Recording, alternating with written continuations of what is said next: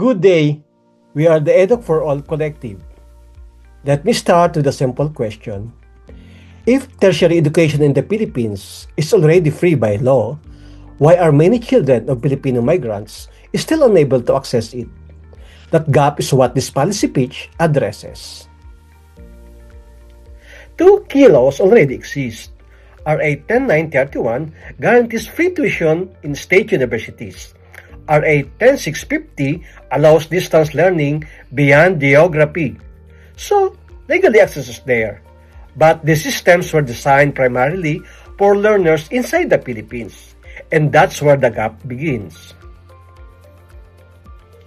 In our focus group discussion with KAFIN Migrant Center in April 2025, one finding was consistent. Migrant youth want to study, but when asked about UPOU, most said they had never heard of it or didn't know how to begin. Not lack of interest, not lack of ability, lack of access and guidance. Migrant families are often seen as financially stable, but many face high cost and unstable work abroad. So, even free education becomes difficult to pursue. The result, legally included, but practically excluded. To understand why, we look at the system beneath it.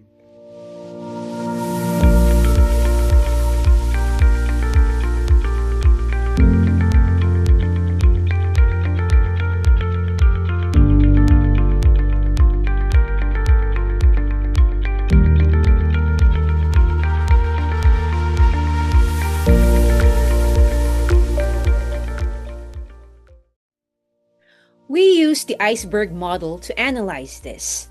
Events, patterns, structures, and mental models.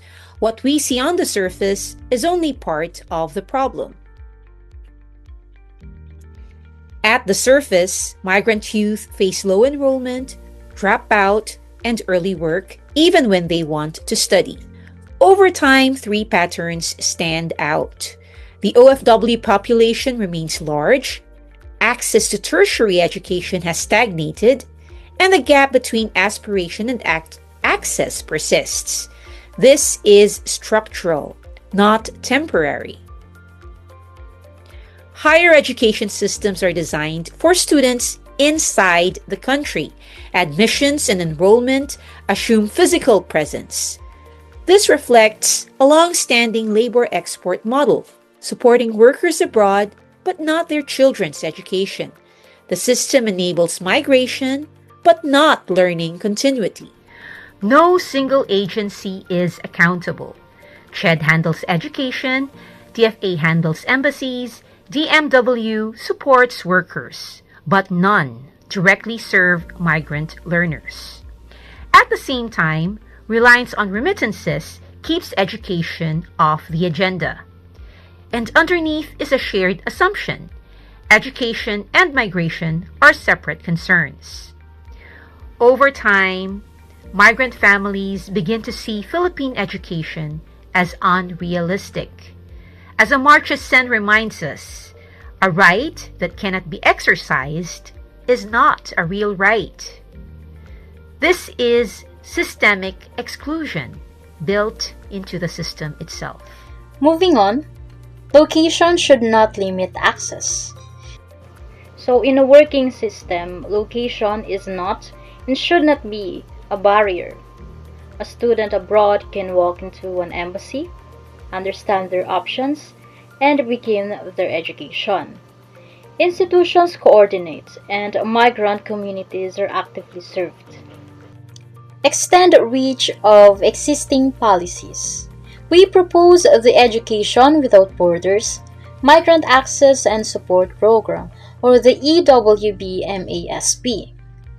It extends the reach of existing policies to a population they already cover, but have not yet been designed to practically serve. Remove physical barriers. First, embassies become education access points with designated officers. Second, partnerships with community organizations strengthen outreach. Third, UPOU enables remote enrollment with embassy verification. Together, these remove the need for physical presence. So why does it work? Implementation shift within existing authority. This shifts the system from expecting students to find their way in to reaching them where they are. This does not require amending existing laws. A CHED memorandum order can extend implementation within current authority.